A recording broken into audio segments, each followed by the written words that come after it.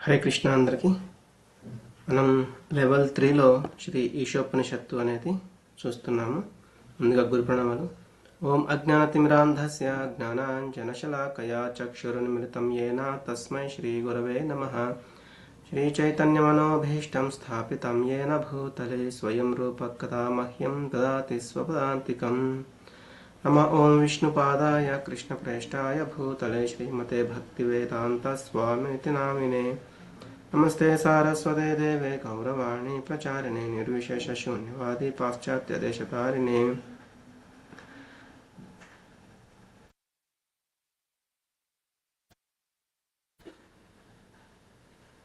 हे कृष्ण करुणा सिंधो दीनबंधो जगत्पते गोपेश गोपिका कांता राधा कांत नमोस्तुते.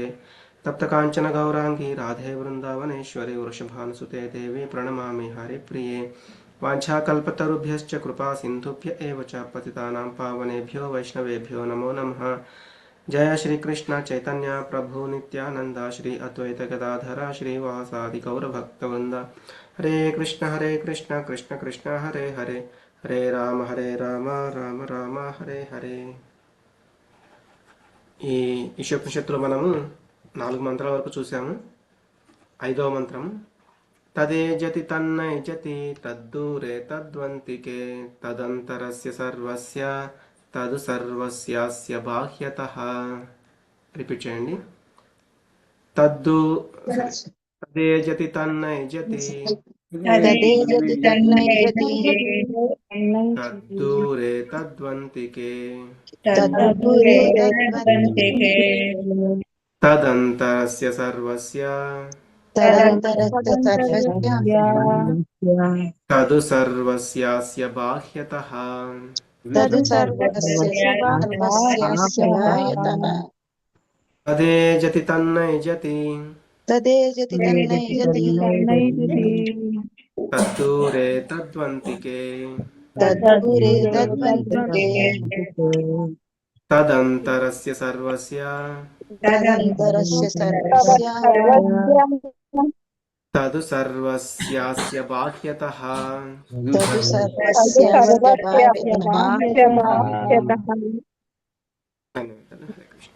సుజాత మాతాజీ శ్లోకం చదవండి.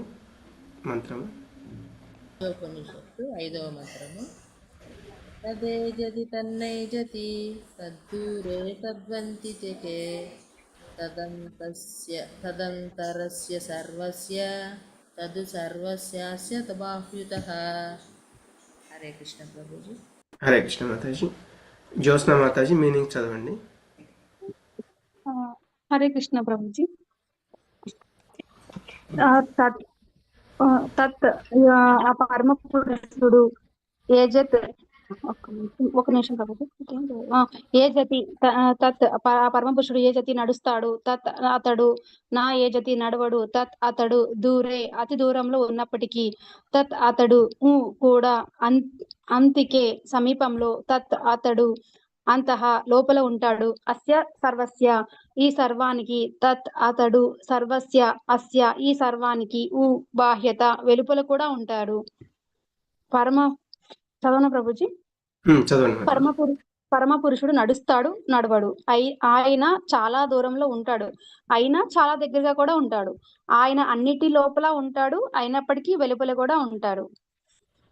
ధన్యవాదాలు.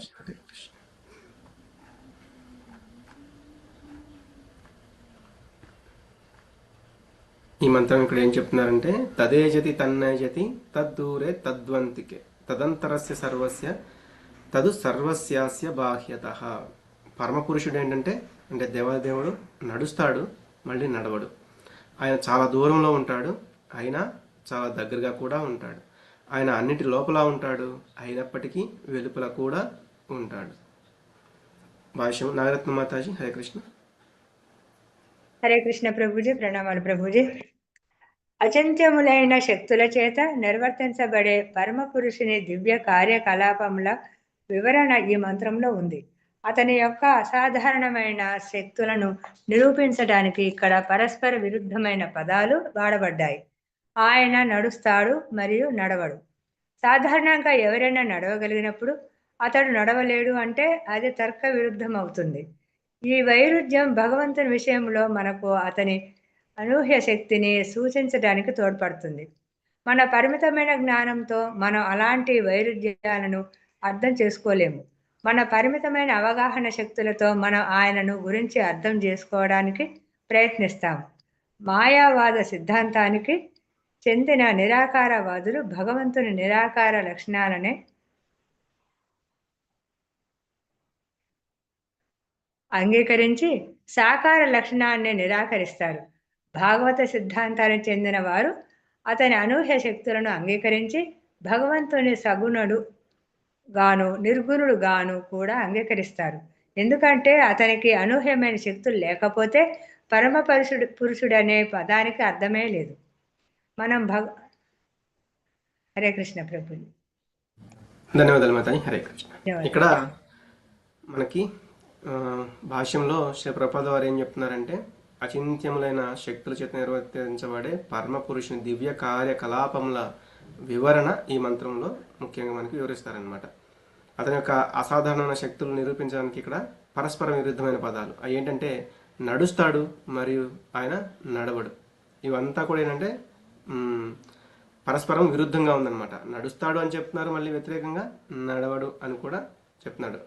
అంటే అతడు నడవలేడు అని కాదు, అతడు నడుస్తాడు, కానీ అది ఎలా నడవడు అనేది అది ఆ వైరుధ్యం అనేది ఆ అనూహ్య శక్తిని సూచించడానికి తోడ్పడుతుంది. కానీ మనం ఏంటంటే మన యొక్క ఈ పరిమితమైన జ్ఞానంతో అలాంటి వైరుధ్యాలను అర్థం చేసుకోలేము అని మనకి ఇంతకుముందు కూడా ఇంతకుముందు మంత్రంలో కూడా చూసాము. భగవంతుడు ఎక్కడ ఉంటాడు? గోలోక బృందావనంలో. ఆ యొక్క లోకం ఎలా ఉంటుంది, అది ఎక్కడ ఉంటుంది అనేది కూడా చెప్తారనమాట. గోలోకధామ్ నిజధామ్ని తలేచ తస్య దేవి మహేష హరిధామసు తేషు తేషు తేతే ప్రభావితాచయ విహితాశ్చయేన గోవిందమాది పురుషం తమహం భజామి అని. అంటే భగవంతుడు గోలోక బృందావనం అంటే దేవి ధామం అని చెప్తారనమాట. అంటే ఇది భౌతికమైన జగత్తు, దానిపైన మహేషధామము, దానిపైన హరిధామము, వీటన్నింటికంటే పైన శ్రీకృష్ణ భగవాన్ యొక్క ధామము, అది గోలోక బృందావనము. ఇది మనకి అత్యంత దూరంలో ఉంది. కానీ అదే సమయంలో ఇక్కడ ఎందుకు చెప్తున్నారు? తద్దూరే తద్వంతికే, అంటే చాలా దూరంలో ఉంది, అలాగే అది చాలా సమీపంగానే ఉంది. అంటే ఆ గోలోక బృందావనం అనేది మనకి అత్యంత దూరంలో ఉంది, మరి చాలా దగ్గర కూడా ఎలా ఉంది, ఇది మనం చూస్తామన్నమాట. ముఖ్యంగా మనకి ఈ పారాగ్రాఫ్లో ఇంకా ఏం చెప్తున్నారంటే, నిరాకారవాదులు ఏంటంటే భగవంతుని యొక్క ఆ నిరాకార లక్షణాలని అంగీకరిస్తారు, కానీ సాకారం గురించి అటువంటి లక్షణాలను గురించి వాళ్ళు వాటిని అర్థం చేసుకోరు, వాటిని నిరాకరిస్తారనమాట.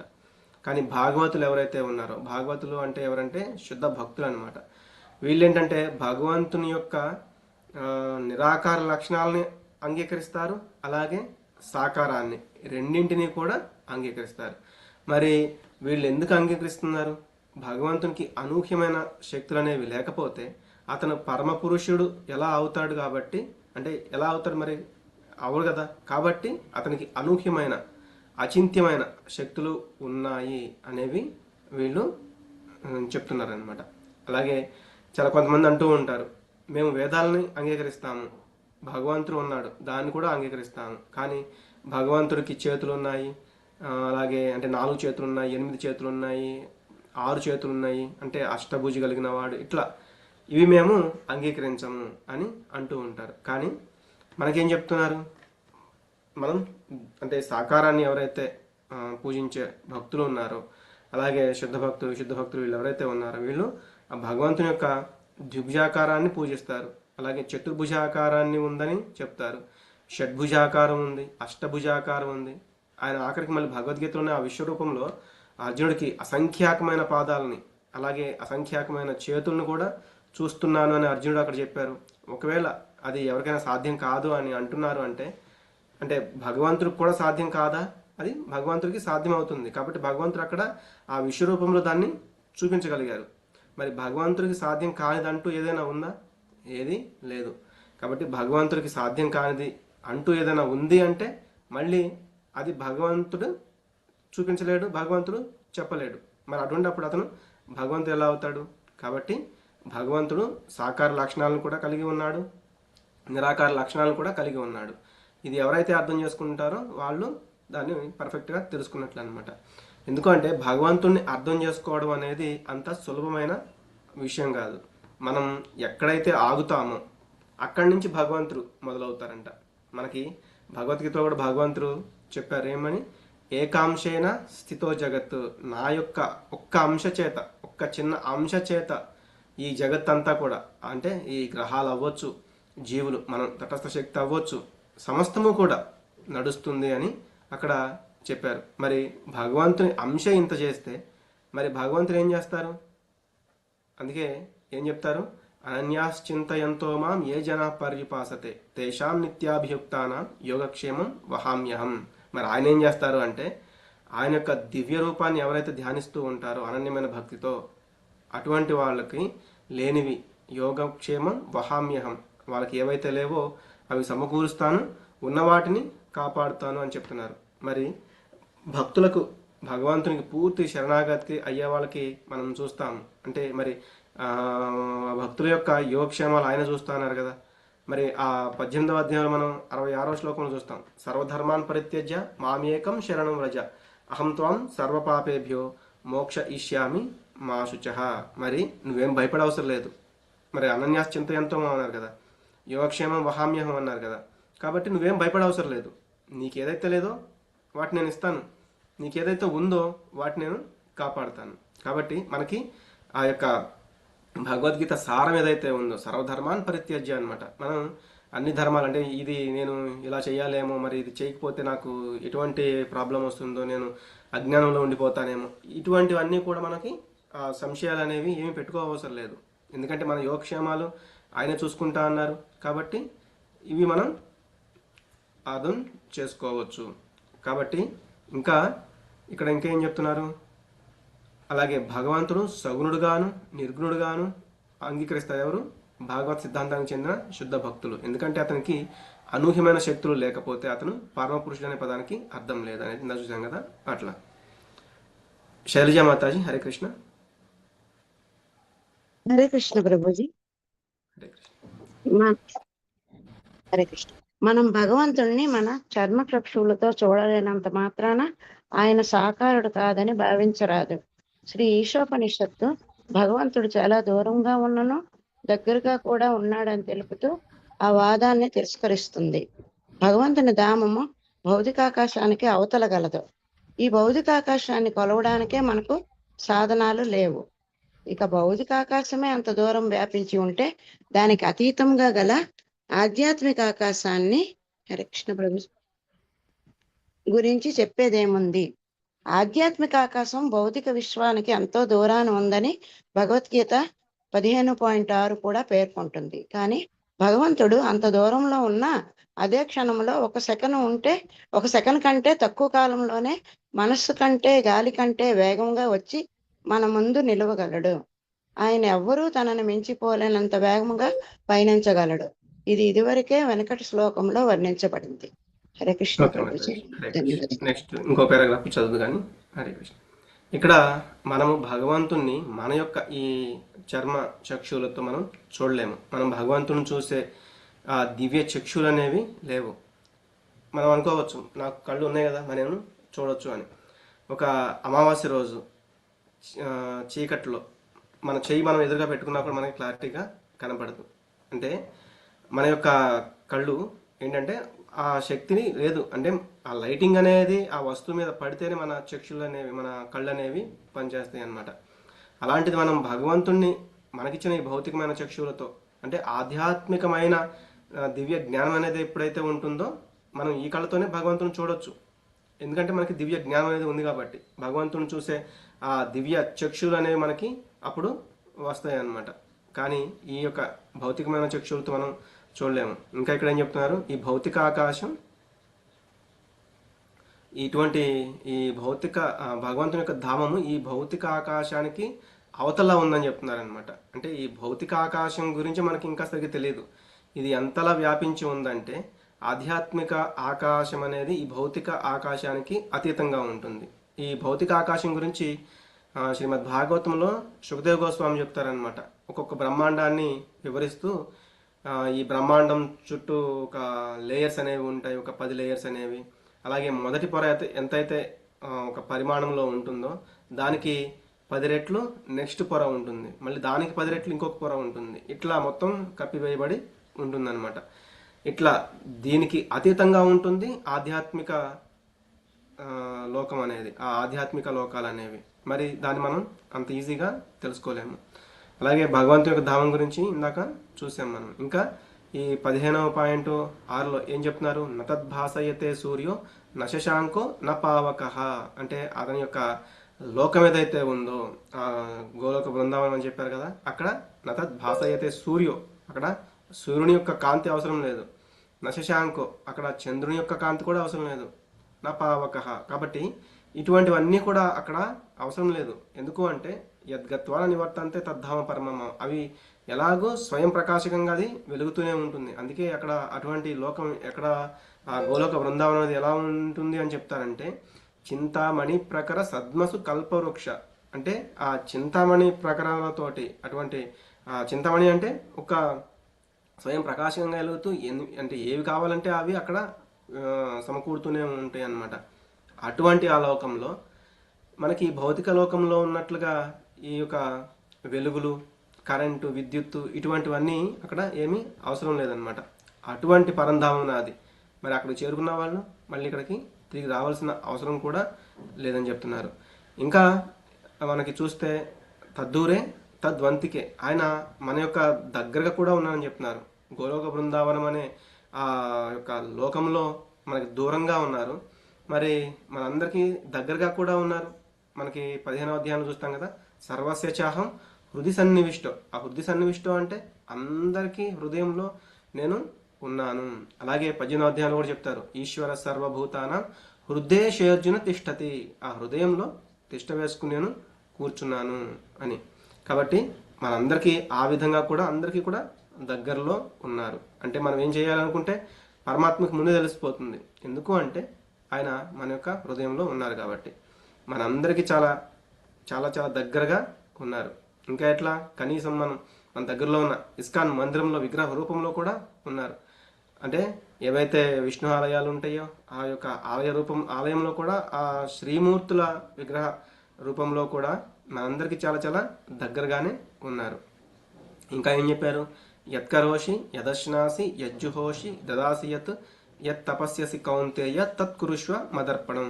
అంటే ఆయన ఉండడమే కాదు, మీరు ఏం చేస్తున్నారో అవన్నీ నాకు సమర్పిస్తూ చేయండి అని కూడా చెప్పారనమాట. అదేంటండి మరి విగ్రహాలకి మనం ఎలా సమర్పిస్తాము? లేకపోతే మనము భగవంతుడికి ఆ యొక్క పటాలకి, అంటే మనం ఏదైతే మనం ఇంట్లో ప్రతిష్ఠించుకుంటామో వాటికి మనం ఎలా పెడతాము? అవి ఆయన స్వీకరిస్తారా అంటే స్వీకరిస్తారు. మనము ఏది ఇచ్చినా కూడా, భక్తితో ఏది ఇచ్చినా కూడా ఆయన స్వీకరిస్తానని చెప్పారు. మనం ఏదన్నా ఇచ్చేవి అవి అంటే మనకి భౌతికంగా అనిపించవచ్చు, కానీ అవి ఆధ్యాత్మికంగా ఆయన స్వీకరిస్తారు. అలాగే మనకి ఎప్పుడైతే మనం ఆయనకి ఇవ్వడం మొదలు పెడతామో అప్పుడు మనకి ఆధ్యాత్మికత అనేది ఆయన ఇప్పుడు మొదలు పెడతారనమాట.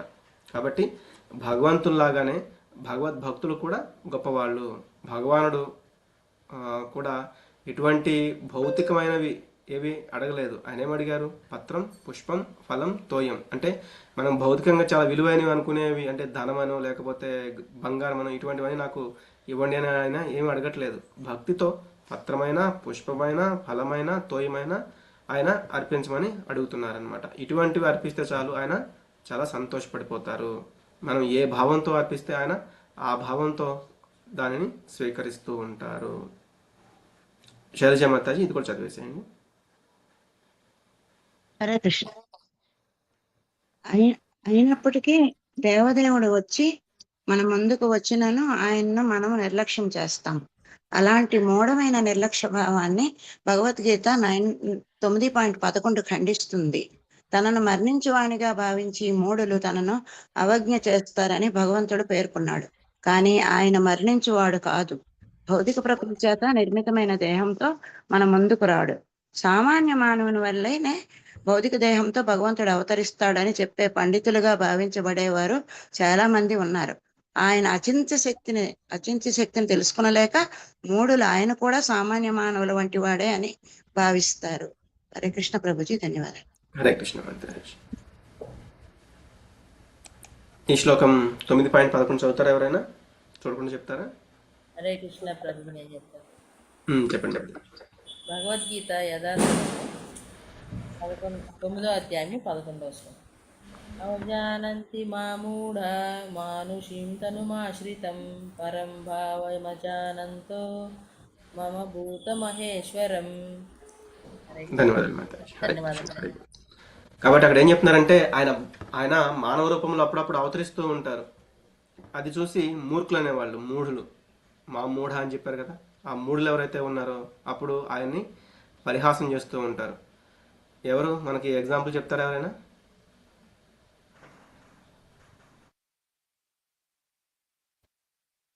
శిశుపాలుడు ప్రభు, శిశుపాలుడు.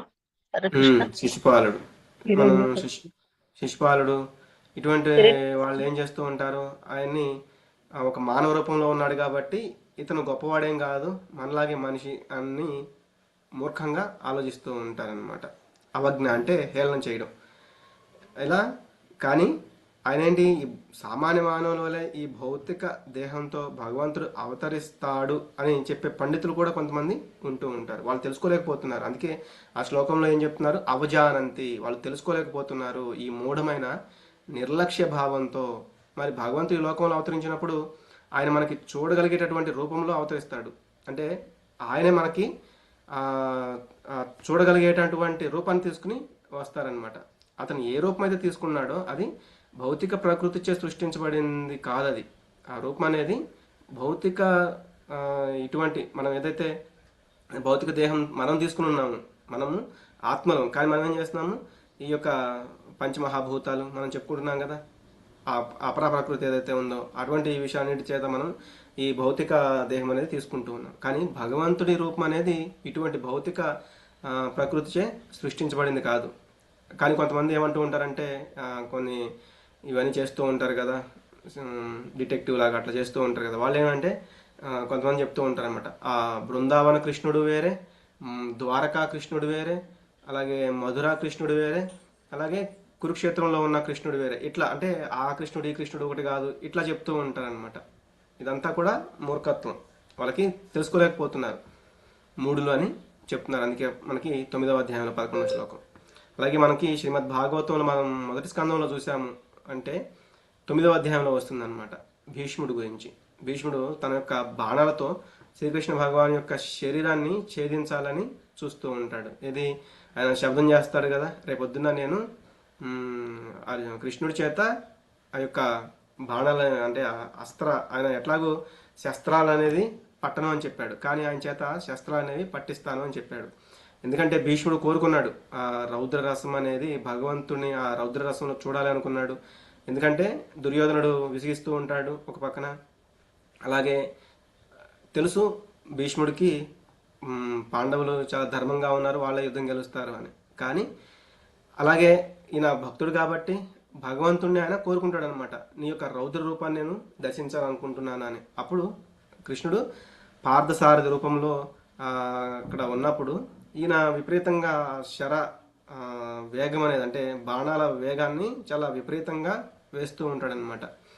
అవి మనకి శ్రీమద్ భాగవతంలో ఎంత చక్కగా వివరిస్తారంటే శుకదేవ గోస్వామి, అవి ఒక పూల బాణాలు, అంటే పూలు వచ్చి ఆయనకి ఒక దండలాగా, ఎవరైతే భక్తుడు వేస్తున్నాడో బాణాలు అవన్నీ ఒక పూల దండలాగా వచ్చి ఆయనకి తగులుతున్నట్లుగా అవి చెప్తారనమాట. అంతటి గొప్పగా దాన్ని వివరించారు. కానీ ఎప్పుడైతే ఆ భీష్ముడు వేసే బాణాలన్నీ కూడా ఆ కృష్ణుడికి పూల మాలలాగా వెళ్తూ ఉంటాయో అప్పుడు కృష్ణుడు ఏమి బాధపడరు, అంటే ఆయన నా మీద దాడి చేస్తున్నాడు కదా ఇట్లా ఏమి బాధపడ్డా అనమాట.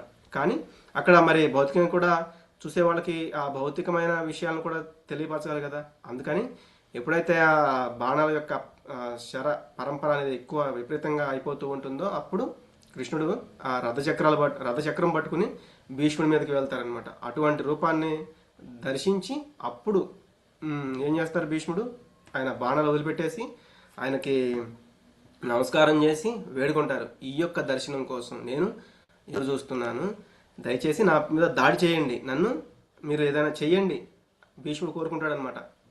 కాబట్టి ఆయన కోరుకున్నాడు, ఆయన ఒక ఆ రూపాన్ని ప్రదర్శించాడు. మరి అది భౌతిక రూపమా అంటే అది కూడా భౌతిక రూపం కాదు. భగవంతుడు ఏ రూపం తీసుకున్నా కూడా అది ఆధ్యాత్మిక రూపమే అవుతుంది.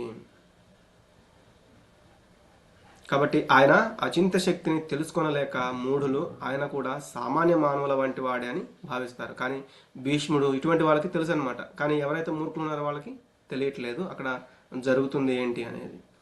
ఓకే, లక్ష్మీమాతాజీ, హరే కృష్ణ. హరే కృష్ణ ప్రభుజీ. భగవంతుడు అచింత్య శక్తులతో కూడి ఉండడం వల్ల ఏ విధమైన మాధ్యమం ద్వారానైనా మన సేవను ఆయన అంగీకరించగలడు. తన సంకల్పాన్ని అనుసరించి తన వివిధ శక్తులను ఆయన మార్చుకోగలడు. విశ్వాసం లేని వారు భగవంతుడు అవతరించడని, అవతరిస్తే భౌతిక రూపంలోనే అవతరిస్తాడని వాదిస్తారు. భగవంతుని అచింత్య శక్తులు యథార్థాలని అంగీకరిస్తే ఈ వాదం అర్ధరహితం అవుతుంది. ఒకవేళ భగవంతుడు భౌతిక రూపంలో మన ముందు ప్రత్యక్షమైనప్పటికీ ఈ భౌతిక రూపాన్ని ఆధ్యాత్మిక రూపంగా మార్చడం ఆయనకు సాధ్యమే. ఈ శక్తులన్నీ ఒకే మూల తత్వంలో ఉన్నందువల్ల ఆ మూల పురుషుడు తన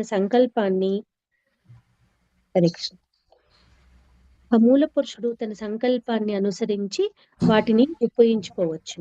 ఉదాహరణకు భగవంతుడు అర్చా విగ్రహ రూపంలో ఉంటే మట్టితో గాని, రాతితో గాని, కర్రతో గాని చేయబడిన విగ్రహాల రూపంలో దర్శనమివ్వగలడు. విగ్రహాలను పగలగొట్టే వారు వాదించేటట్టు విగ్రహాలు మట్టితో గాని, కర్రతో గాని, ఇతర వస్తువులతో చేయనప్పటికీ అవి కేవలం బొమ్మలు మాత్రమే కావు. ధన్యవాదాలు మాతాజీ. హరే కృష్ణ.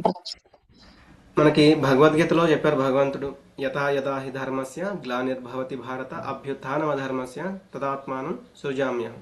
అలాగే పరిత్రాణాయ సాధూనాం వినాశాయ దుష్కృతాం ధర్మ సంస్థాపనార్థాయ సంభవామి యుగే యుగే. భగవంతుడు ముఖ్యంగా 3 పనుల కోసం ఈ లోకంలోకి వస్తూ ఉంటారు. వాటిలో కూడా చాలా ఉత్తమమైనది ఆయనకి ఏంటి అంటే ముఖ్యమైనది భక్తులకి ఆహ్లాదాన్ని కలిగించడం.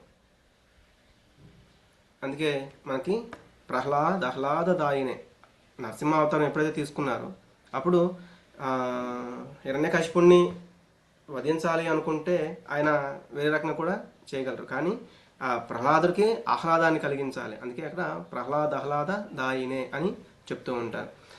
ఇక ఒక జీవి ఇంకొక జీవికి చెప్పొచ్చు, అంటే నేను నీకున్న బాధలని తీర్చేస్తాను, నీ కష్టాల్లో తోడుంటాను అని. కానీ అది నిజంగా వాళ్ళకి ఆ కష్టం వచ్చినప్పుడు ఎవరు ఉండరు అనమాట.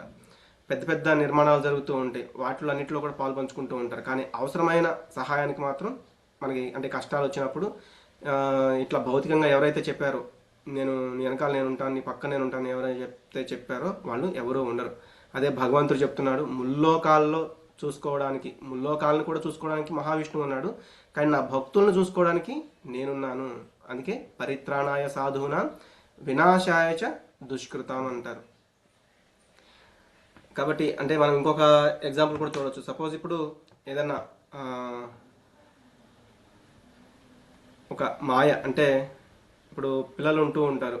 ఇప్పుడు భగవంతుడే ఎందుకు ఇప్పుడు ఇట్లా ఈ అర్చా విగ్రహాలు కానీ ఇటువంటి విగ్రహాల రూపంలో మనకి దర్శనం ఇస్తాడు అంటే కొంతమంది ఏమని చెప్తారు, ఆ విగ్రహాల్లో భగవంతుడు అనేవాడు లేడు అని.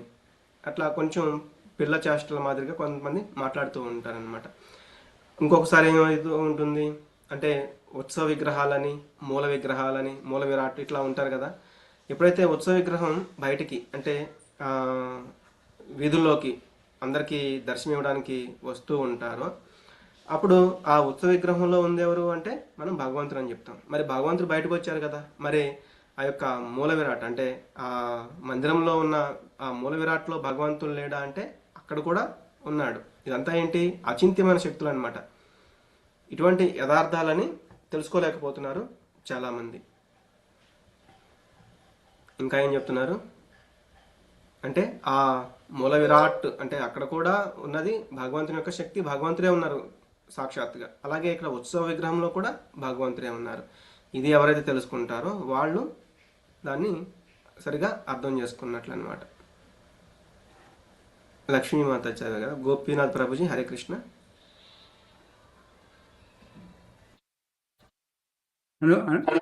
సమగ్ర అసమగ్రమే. అసమగ్రమైన మన ప్రస్తుత భౌతిక జీవితంలో సమగ్ర దృష్టి లోపించడం వల్ల దేవాదేవుణ్ణి మనం చూడలేకపోతున్నాం. అయినప్పటికీ భౌతిక దృష్టితో తనను చూడగోరే భక్తులను అనుగ్రహించడానికి, ఆ భక్తుల సేవలను స్వీకరించడానికి ఆయన భౌతిక రూపము అని భావించబడే ఆవిర్భావం అర్చ విగ్రహ రూపంలో అనుగ్రహిస్తాడు.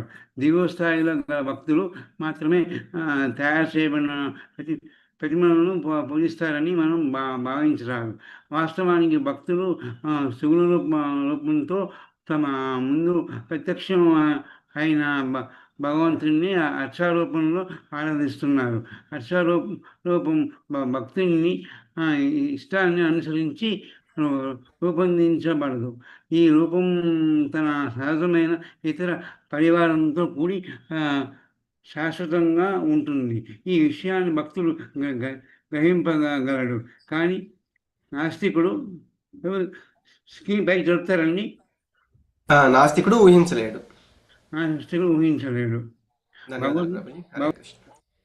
కాబట్టి ఇందాక మనం చూసిందే అంటే ఎప్పుడైతే ఆ అర్చారూపమైనా కూడా భగవంతుని యొక్క సాక్షాత్గా భగవంతుడే అందులో ఉంటారు. ఎందుకు అంటే అక్కడ ఆ విగ్రహాల్లోకి భగవంతుని ఆవాహన చేస్తారు, ప్రతిష్ఠ చేస్తారు. ఇదంతా కూడా చాలా క్రతువులు అనేవి చేస్తారు. మరి అంత చేసినప్పుడు భగవంతుణ్ణి వేడుకుంటారు. భగవంతుడికి సేవ చేయడానికి వీళ్ళు సిద్ధంగా ఉండి ఆయన్ని అందులోకి పిలుస్తారనమాట. మరి భగవంతుడు సాక్షాత్గా అందులో ఉన్నారు. అలాగే ఉత్సవం చేసేటప్పుడు ఉత్సవ విగ్రహాల్లో ఉంటారు. ఇట్లా అంటే ఇందాక చెప్పినట్టుగా మట్టితో అయినా, కర్రతో అయినా, ఇతర ఏ వస్తువులతో చేసినా కూడా అవి బొమ్మలు మాత్రం కాదు, సాక్షాత్గా భగవంతుడే. పద్మావతి మాతాజీ, హరే కృష్ణ. హరే కృష్ణ ప్రభుజీ. భగవద్గీత 4వ అధ్యాయం 11లో భగవంతుడు తాను భక్తుని శరణాగతి స్థాయిని బట్టి అతనితో సంబంధం ఏర్పరచుకుంటానని సూచిస్తున్నాడు. తన పట్ల శరణాగతి చేసిన వారికి తప్ప ఇతరులకు తనను వ్యక్తం చేసుకోకుండా ఉండే హక్కు ఆయనకు గలదు. శరణాగతుడైన వానికి ఆయన ఎప్పుడు అందుబాటులో ఉంటాడు. శరణాగతుడు కాని వానికి మాత్రం అందుకోలేనంత దూరంలో ఆయన ఎప్పుడూ ఉంటాడు.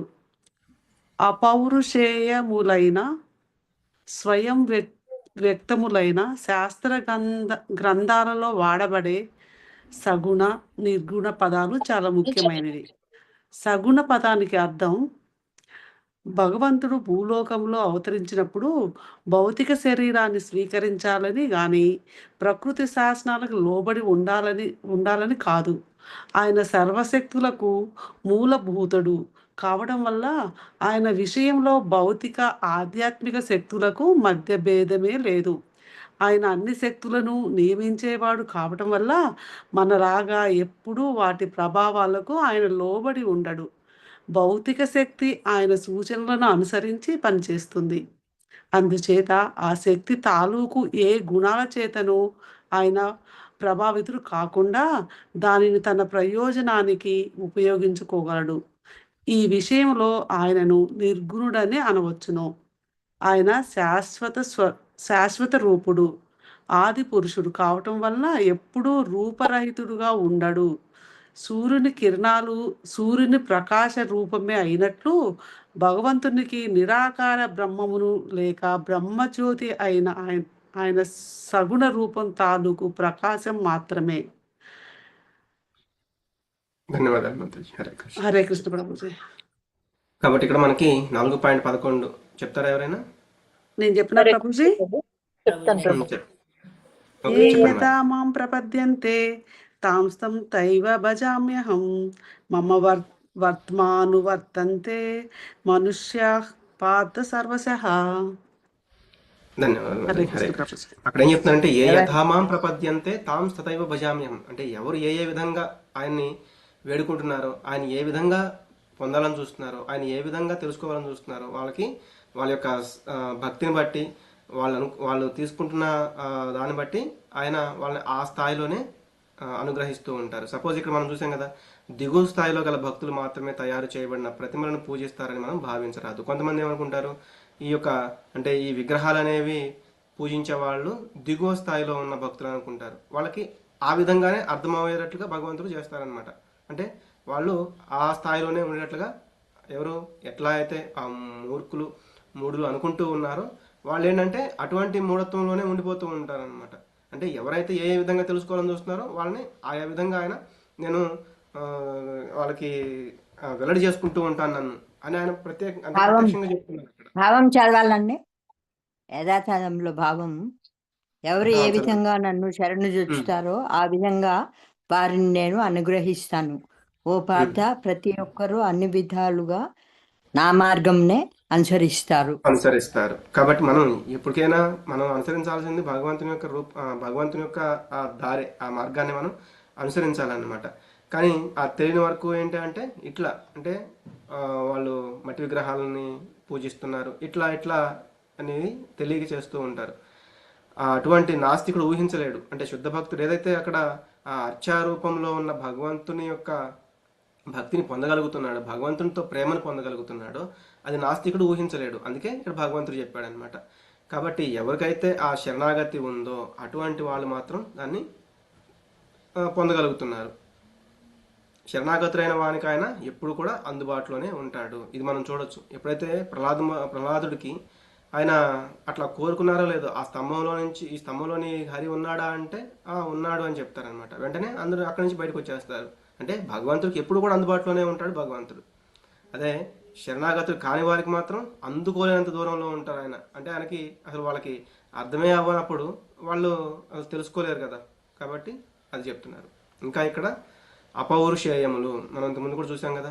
అంటే లౌకికమైన వ్యక్తులు ఏదైతే మాట్లాడుతున్నారో అదంతా కూడా పౌరుషేయములు అనమాట. కానీ భగవంతుడు చెప్పేదంతా అపౌరుషేయములు. స్వయంగా వ్యక్తములైన శాస్త్ర గ్రంథాల్లో వాడబడే పదాలు కొన్ని ఉంటాయి. అవేంటంటే సగుణ. అంటే భగవంతుడు ఎప్పుడైతే మనిషికి కనిపించే ఒక రూపంలో వస్తాడో దాన్ని త్రిగుణాల చేత ఆయన ప్రభావితుడయ్యాడు అని మనం అనుకోకూడదు అనమాట. ఆయన త్రిగుణాల చేత ప్రభావితుడు కాడు. అందుకే మనకి భగవద్గీత 7వ అధ్యాయం చూస్తాం, దైవీహేష గుణమయి. ఇది ఈ త్రిగుణాల యొక్క దైవీ ఆ మాయ ఏదైతే ఉందో అది నా గురించి వచ్చింది, కానీ నేను దానికి ఆపోజిట్, అంటే నేను ఆ గుణాలేవి నన్ను అంటుకోవు, వాటికి నేను అతీతంగా ఉన్నాను అని చెప్తాడు. అలాగే ఇంక ఇక్కడ ఏం చెప్తున్నా, నిర్గుణ అంటే అర్థం ఏంటి, భౌతికమైన గుణాలు ఏవి లేనివాడు. భగవంతుడు సృష్టి చేస్తాడనమాట ఆయన యొక్క శక్తి, ఆ శక్తి తాలూకు గుణాల చేత ఆయన నియంత్రిస్తూ ఉంటాడు వాటిని. కానీ అంటే ఇప్పుడు వాటి వల్ల ఏదైనా ఆయనకి ఇబ్బంది కలిగే ప్రసక్తి అనేది ఏది ఉండదు. కానీ మనం ఏదైనా ఒక వ్యాపారం మొదలు పెట్టామనుకోండి, అందులో నష్టం వచ్చిందంటే సూసైడ్ చేసుకుంటూ ఉంటారు, లేకపోతే లబోదిబోమంటి అంటూ ఏడుస్తూ ఉంటారు అనమాట. కానీ భగవంతుడు అలా కాదు. ఆయన శాశ్వత రూపుడు, ఆది రూపుడు. అందుకే ఆయన్ని ఆది నారాయణ, ఆదిర్ గోవింద అంటే ఆయన ఎప్పటి నుంచో ఉన్నారు. ఆదిర్ గోవింద. అందరికీ నమే విదు సురగణాహ అంటే ఈ యొక్క సురులు, అసురులు, దేవతలు, మహర్షులు ఎవరైతే ఉన్నారో వాళ్ళందరికీ పూర్వమే ఆయన ఉన్నారు. ఆయనే ఈ సృష్టి చేశారు. ఈ శక్తి అయిన శక్తి తాలూకా వాటి నుంచి వచ్చిన ఈ దైవీ ప్రకృతి వీటన్నిటినీ కూడా ఆయన నియంత్రించేవాడు అనమాట. ఆయన్ని ఈ యొక్క భౌతిక సృష్టి అనేది నియంత్రించదు అనేది మనం తెలుసుకోవాలి. అంటే సపోజు శక్తి అనేది ఆయన నియంత్రిస్తూ, అంటే కొంతమంది చెప్తూ ఉంటారనమాట, శక్తే మూలము, శక్తి వల్ల అంతా కూడా నియంత్రించబడుతూ ఉంటుంది అని. కానీ ఆ శక్తిని కూడా నియంత్రించేవాడు భగవానుడు, శక్తిమాన్ అంటారు అందుకే. కాబట్టి అది మనం అర్థం చేసుకోవాలి. నాగమణి మాతాజీ, హరే కృష్ణ. హరే కృష్ణ ప్రభుజీ. హరే కృష్ణ ప్రభు. భక్త ప్రహ్లాదుడు ప్రభుజీ కొంచెం స్క్రీన్ కిందకు రావాలి. ఓకే మాతాజీ. భక్త ప్రహ్లాదుడు నాస్తికుడైన భక్త ప్రహ్లాదుడు నాస్తికుడైన తన తండ్రి ముందు నిలిచినప్పుడు ఆ తండ్రి, ఏడి నీ దేవుడు ఎక్కడున్నాడు అని అతనిని అడిగాడు. ప్రహ్లాదుడు, దేవుడు సర్వోపగతుడు, అంతటా ఉన్నాడు అని సమాధానం చెప్పాడు. వెంటనే ఆ తండ్రి, ఈ భవనంలోని ఈ స్తంభంలో దేవుడు ఉన్నాడా అని కోపంతో అడిగాడు ప్రహ్లాదుడు. ఆహా, తప్పకుండా ఉన్నాడు అని జవాబు చెప్పాడు. నాస్తికుడైన తండ్రి వెంటనే తన ముందు గల ఆ స్తంభాన్ని ముక్కలు ముక్కలు చేయగా భగవంతుడు తత్క్షణమే సగం మానవుడు సగం సింహం అయిన నృసింహస్వామి రూపంలో ప్రత్యక్షమై ఆ నాస్తిక రాక్షస రాజును సంహరించాడు. ఈ విధంగా భగవంతుడు సర్వోపగతుడు, సర్వత్రా ఉన్నాడు. అనేక విధాలైన తన శక్తులతో ఆయన దేనినైనా సృష్టిస్తాడు. నిజమైన తన భక్తుణ్ణి అనుగ్రహించటానికి ఆయన తన అచింత శక్తులతో ఎక్కడైనా ప్రత్యక్షం కాగలడు. నృసింహస్వామి నాస్తికుడైన రాక్షసరాజు ఆజ్ఞ చేత కాక భక్తుడైన ప్రహ్లాదుని కోరిక చేత స్తంభంలో నుండి ఉద్భవించాడు. నాస్తికుడు భగవంతుణ్ణి ప్రత్యక్షం కావాలని ఆజ్ఞాపించలేదు. అయితే భగవంతుడు తన భక్తుణ్ణి అనుగ్రహించడానికి ఎక్కడైనా ఎప్పుడైనా ప్రత్యక్షం అవుతాడు. భగవంతుడు దుష్టులను నశింపజేయటానికి, సాధువులను రక్షించటానికి అవతరిస్తూ ఉంటాడని భగవద్గీత 4.8 కూడా తెలుపుతుంది. నిజానికి భగవంతునికి నాస్తికులను నాశనం చేయటానికి కావలసిన ఎన్నో శక్తులున్నాయి, ప్రతినిధులున్నారు. కానీ తన భక్తుణ్ణి స్వయంగా అనుగ్రహించటం ఆయనకిష్టం. అందుకే ఆయన స్వయంగా అవతారంగా అవతరిస్తాడు. ఆయన అవతరించటం నిజంగా తన భక్తులను అనుగ్రహించటానికే కానీ ఇతర ప్రయోజనాల కోసం కాదు. హరే కృష్ణ ప్రభుజీ. గురు పౌర్ణమి శుభాకాంక్షలు ప్రభుజీ. హరే కృష్ణ. జై శ్రీ ప్రభుపాద. హరే. కాబట్టి ఇక్కడ భక్త ప్రహ్లాదుడు నాస్తికుడైన తన తండ్రి ముందు నిలిచినప్పుడు, ఏడి మరి నీ దేవుడు ఎక్కడ, నీ హరి ఎక్కడ అని అడుగుతాడు కదా. ఆయన ఏమని చెప్తాడు? సర్వపగతుడు అంటే సర్వోపగతుడు, ఆయన అన్నిటికీ గతి ఎవరు అంటే హరే అని సమాధానం చెప్తాడు అనమాట. అప్పుడు ఆయన ఏమడుగుతారు, మరి ఈ స్తంభంలో కూడా ఉన్నాడని హరి అంటే ఉన్నాడు, అంటే అంతటా వ్యాపించిన వాడు ఆ స్తంభంలో ఎందుకు ఉన్నాడు అని సమాధానం చెప్తాడు. అంటే భక్తుడి యొక్క పరిస్థితి, అంటే భక్తుడి యొక్క భావం ఎలా ఉందో చూడండి. ఒక రాతి శిల లోపల కూడా ఉన్నాడని చెప్పాడు. మరి చాలామంది ఏమంటారు, ఆ రాయిని ఎందుకు మీరు పూజిస్తున్నారు అంటూ ఉంటారు. వాళ్ళకి తెలియదు భగవంతుడు మళ్ళీ వాళ్ళే చెప్తూ ఉంటారు భగవంతుడికి ఆకారం అంటూ లేదు, సర్వవ్యాప్తంగా ఉన్నాడు అని. మరి సర్వవ్యాప్తంగా ఉన్నవాడు అటువంటి విగ్రహంలో ఎందుకు లేడు? అది ఎందుకు తెలుసుకోలేకపోతున్నారు వాళ్ళు? ఇది మనం చాలా ఈజీగా అర్థం చేసుకోవచ్చు అన్నమాట. కాబట్టి విశుద్ధ భక్తులు భగవంతుని యొక్క ఆనందం కోసమే పనిచేస్తూ ఉంటారు వాళ్ళు. ఉదాహరణకి ప్రహ్లాద్ మహారాజ్. ఇంకా ఇక్కడ ఇదంతా కూడా మనకి తెలిసిన స్టోరీయే కాబట్టి అందుకే ఆయన సాధువులను రక్షించడానికి అవతరిస్తూ ఉంటాడని. అంటే సాధూనాం అంటే పరిత్రాణాయ సాధూనాం వినాశాయ చ దుష్కృతాం. ఎప్పుడైతే సాధువులను రక్షించడానికి వచ్చారో ఆటోమేటిక్గా ధర్మ సంస్థాపన కోసం ఆ దుష్టుల యొక్క శిక్షణ, అంటే వాళ్ళకి శిక్షలు కూడా ఆటోమేటిక్గా అమలైపోతూ ఉంటాయి అన్నమాట. నిజానికి భగవంతుడికి నాస్తికులను నాశనం చేయడానికి కావాల్సిన ఎన్నో శక్తులు ఉన్నాయి, ప్రతినిధులు ఉన్నారు. అంటే ప్రతి ఒక్కసారి కూడా ఇందాకే మనం చూసాం, ఏకాంశేన స్థితో జగత్తు, ఒక అంశ చేతనే ఇదంతా వ్యాపించి పోషిస్తూ ఉందంటే మరి ఇటువంటి నాస్తికులను కానీ ఇటువంటి వీళ్ళందరినీ కూడా నాశనం చేయడానికి భగవంతుడు స్వయంగా ప్రతిసారి రావవసరం లేదు. అందుకే దీనికి మనం భౌతికంగా ఒక ఎగ్జాంపుల్ చూస్తే, సపోజ్ ఒక క్లాస్ రూమ్లో పిల్లలు అల్లరి చేస్తూ ఉన్నారు అనుకోండి, ఒక ఇద్దరు పిల్లలు అల్లరి చేస్తూ ఉన్నారు అనుకోండి, టీచర్ ఏం చేస్తారు, ఇద్దరిని పిలిచి ఇద్దరు చెవులు ఒకరు పట్టుకోండి, గుంజలు తీయండి, నువ్వు వాడిని కొట్టు వాడు నిన్ను కొట్టు ఇట్లా చెప్పి, లేకపోతే ఒకరిని బుగ్గ గిలిచి అట్లా, అంటే ఒకరి చేత ఇంకొకరికి పనిష్మెంట్ ఇప్పిస్తూ ఉంటాడు అనమాట. మరి ఆల్రెడీ దైవీహేష ఏదైతే భగవంతుని యొక్క దైవీ మాయ ఏదైతే ఉందో ఆ మాయ ద్వారానే ఇక్కడ అంతా కూడా జరిగిపోతూ ఉంటుంది. అందుకే ప్రభుపాదుల వారు ఒక ఎగ్జాంపుల్ చెప్తారు, నెపోలియన్, హిట్లర్. అంటే వాళ్ళు ఇద్దరు ఏంటంటే నేనే గొప్ప ఇట్లా కొంత పోటీ, అలాగే వాళ్ళు ఏంటంటే ఈ యొక్క అంతా అంటే చేయకూడని పనులు చేస్తూ ఉండడం, అందరినీ హింసిస్తూ ఉండడం, ఇదంతా చేస్తూ ఉంటారు కదా.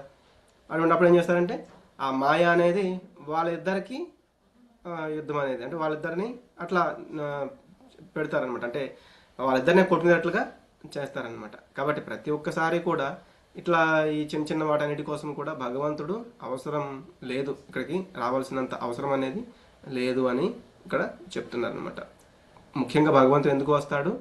తన భక్తులను అనుగ్రహించడానికే కానీ ఇతర ప్రయోజనాల కోసం కాదు. అందుకే ఆహ్లాదదాయిని అంటే భక్తులకి ఆహ్లాదాన్ని కలిగించడానికి వస్తూ ఉంటారు. సరోజిని మాతాజీ, హరే కృష్ణ.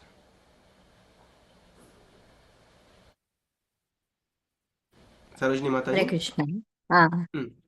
ఆది పురుషుడైన గోవిందుడు తన పరిపూర్ణాంశతో అన్నిట్లోనూ ప్రవేశిస్తాడని శ్రీ బ్రహ్మ సంహిత 5.35లో కలదు.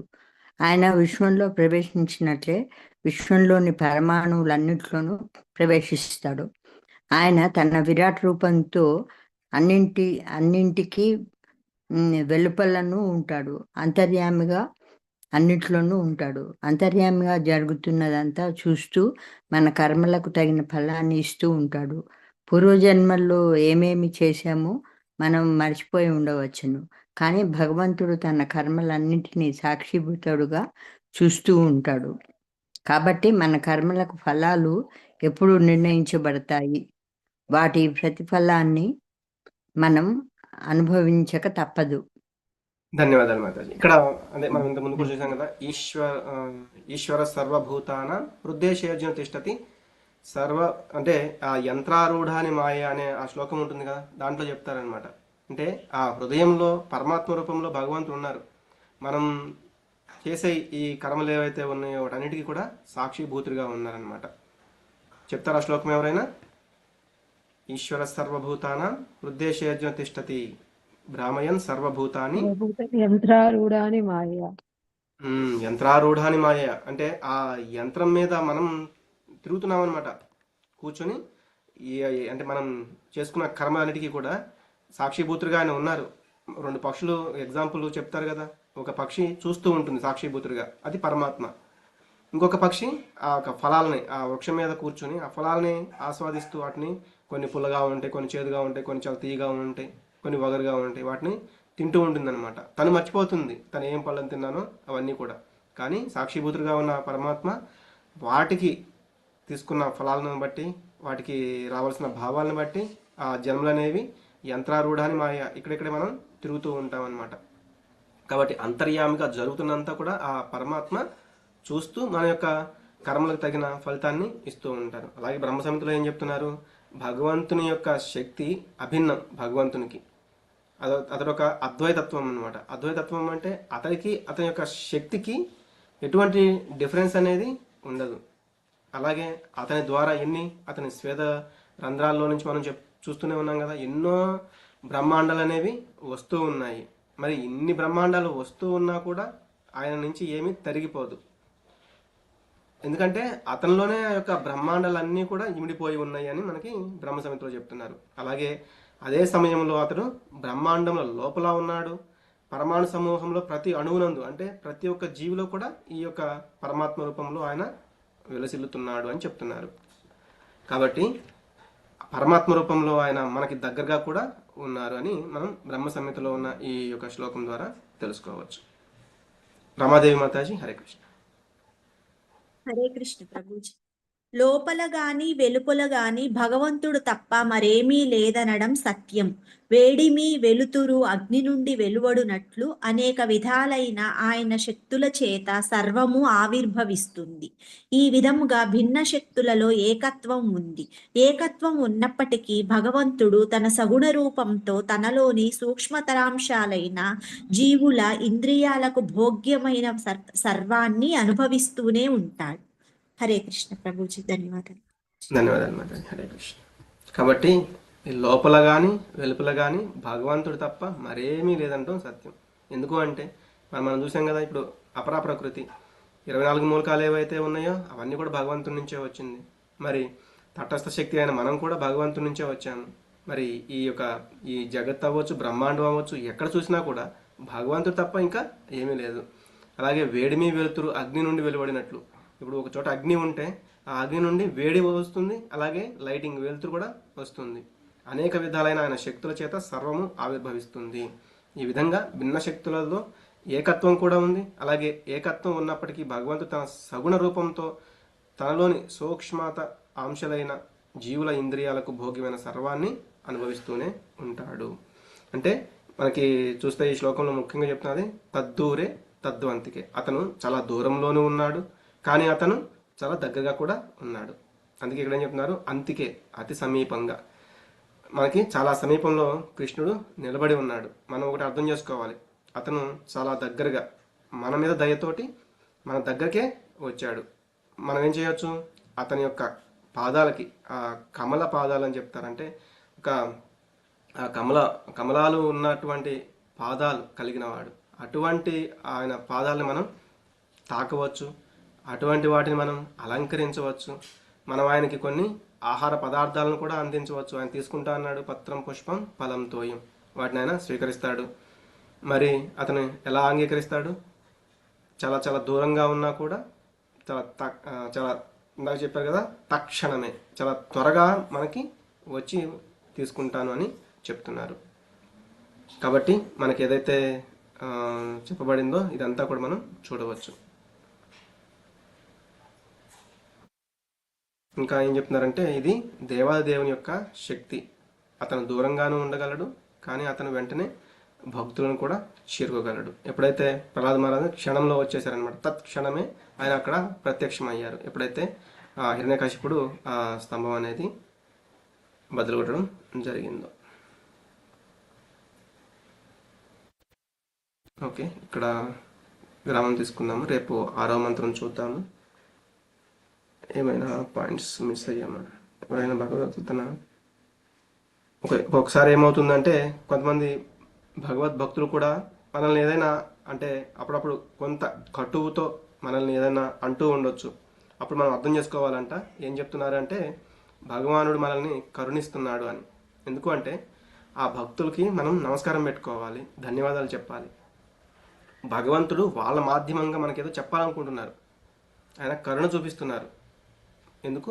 మనం భగవంతుని చేరుకోవాలి అంటే ఒకే ఒక్క మార్గం, భక్తుల సాంగత్యం. అంటే అప్పుడప్పుడు మరి భక్తులు ఇలా అన్నారండి, అలా అన్నారు, లేకపోతే ఏదో కొంచెం మనల్ని ఇబ్బంది పెడుతున్నారు అంటే అది భగవంతుడు మన మీద చూపించే కరుణగా మనం దాన్ని తీసుకోవాలన్నమాట.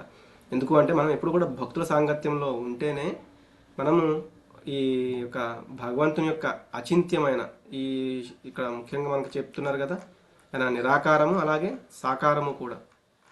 నిరాకారంగా అంటే ఆ బ్రహ్మజ్యోతి ఎలా అయితే ఉంటుందో ఆయన యొక్క శరీర కాంతి ద్వారా ఈ యొక్క మొత్తము కూడా ఆయన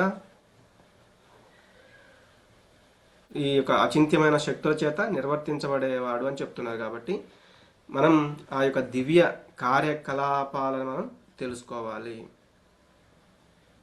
ముఖ్యంగా అది మనం ఈరోజు చూసాము. ఓకే, హరే కృష్ణ. ధన్యవాదాలు అందరికీ. వాంఛాకల్పతరుభ్యశ్చ కృపా సింధుభ్య ఏవ చ పతితానాం పావనేభ్యో వైష్ణవేభ్యో నమో నమః. अनंत कोटि वैष्णव वृंद की जय. नमाचार्य शिलहदास ठाकुर की. हरे कृष्ण महामंत्रम की जय. पतित पावन श्री प्रभुपाद की जय. हरे कृष्ण कृष्ण कृष्ण हरे हरे, हरे राम